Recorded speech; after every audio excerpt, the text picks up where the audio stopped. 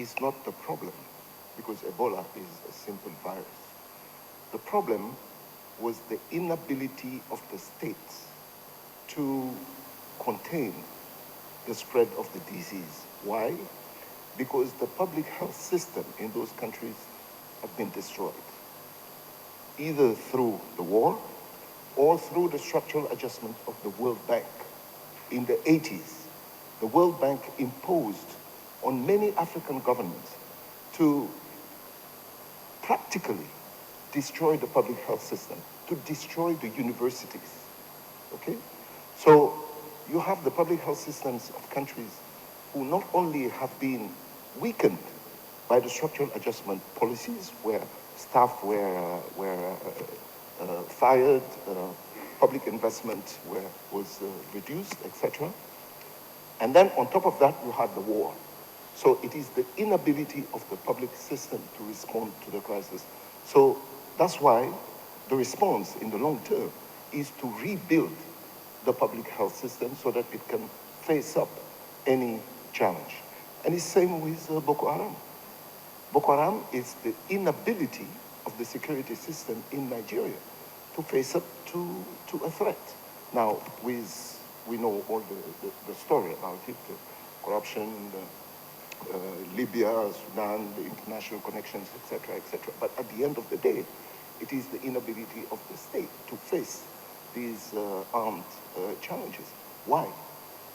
Why is it that the Nigerian army, which is supposed to be the most powerful army at least in West Africa, has been unable for 5-6 years to respond to a challenge which initially was just, let's say, a rebellion, but now what we are facing an army in Boko Haram, and an army which is threatening the whole of West Africa, not just Nigeria, Cameroon, and Chad, but even countries like Senegal. Do you know that you have Senegalese kids in Boko Haram? Do you know that many kids from the region, from the big townships of the region, they have two options. Either because there's no employment, there is no etc. Either they try to make it to Europe, okay, by crossing the Sahara, or they join Boko Haram. So you have countless kids, like in Europe, where the kids are going to Syria. Here in West Africa, the kids are coming from Abidjan, Bamako, Dakar, Banjul, and they are joining Boko Haram. And tomorrow, they will go back to Senegal, completely brainwashed, trained, and be ready to commit all kinds of mayhem. So it is really now becoming a regional problem. And I think the government of Nigeria should take the initiative to call the 15 countries of ECOWAS and to collectively find a security solution, of course, but also long-term solution to allow the security systems in West Africa to operate efficiently. Thank you very much. Last final closing statement from you. Do you want to have any? You do.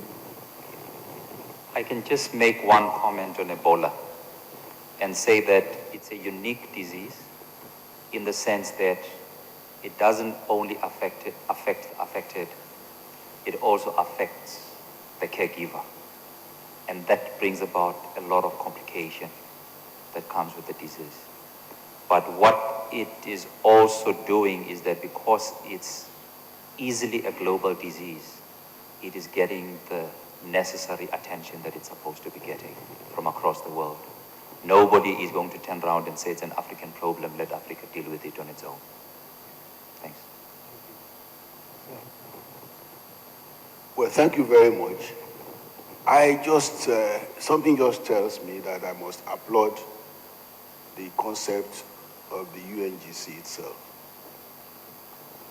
It must have been brought by the circumstances of the shift in the burden and responsibility of development from the public to the private sector, a way of underpinning that shift with guiding principles.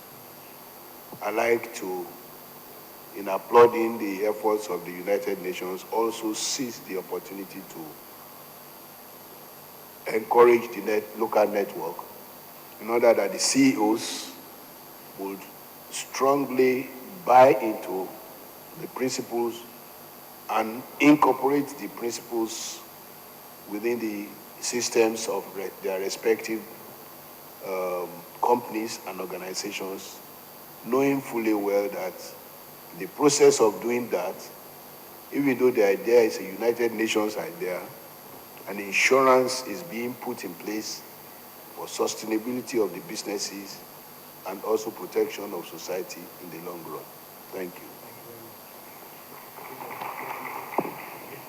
I'm very honored and I'm very touched and encouraged and moved because at the end of the day, everything is about personal engagement, commitment, and knowing what is right and wrong.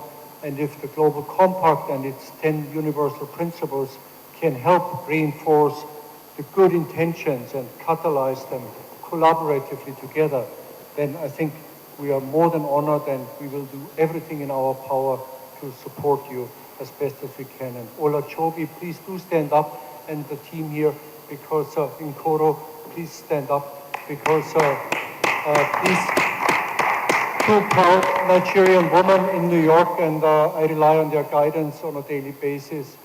We are very honored to be here. Thank you very much. Yes, and as we close up, I'd like to thank Ayotela. You better come back and take the microphone from me. You're not going to do that. But I do want, and I believe part of what we did, we want to hear Joby.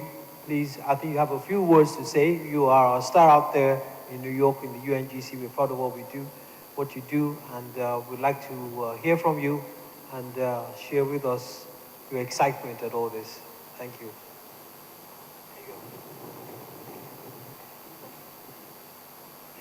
Thank you very much indeed. Yeah, at this stage, I would like to express deepest appreciation to all of you for sparing your time despite your busy schedules to be here today. I really appreciate it. And to all our speakers, thank you very much indeed. And for those who traveled very far away to Nigeria, thank you very much indeed. And to our sponsors, Siemens have been supporting us for the past 4 years on the Siemens Initiative project. We'd like to say a big thank you to you. To Access Bank, MTN, thank you very much indeed. And to all our participants here in Global Compact participants here in Nigeria. Also, our working group members, we'd like to say thank you very much indeed to all of you. And to our NESG colleagues, this would not have happened if you had not helped us. Thank you very much indeed also. And as business leaders, I trust that as you leave here today, you will join hands with the Global Compact to turn the African continent into a new model of growth and for corporate sustainability. I also would like to invite any one of you, if you are a prospective GC participant and a new signatory to the Global Compact, that we'll be having an induction event on Friday at the NESG. Please join us from 9 a.m. to 12 noon, where we will have that induction event. At this stage, I just want to say thank you very much indeed. Thank you very much indeed, and have a safe trip to everybody that came, especially from Kenya, from Senegal, from South Africa, and many other African countries. Thank you. Thank you very much. Distinguished ladies and gentlemen, I'd like to add my own thank you and to say I believe we've had a very interesting day. This is a totally new dimension, and to begin to get us to think this way, talk about sustainability, a whole new language is being developed whereby we all have to begin to get attuned to it, a whole new series of responsibilities that we all must begin to take on board in the private sector. So once again, I thank you all, and we bring this to a close, and we look forward to you attending other events of this nature. Thank you, and God bless you all. We've been watching the Africa Sustainable CEO Business Roundtable that has been organized by the United Nations, the Nigeria Economic Summit Group, and global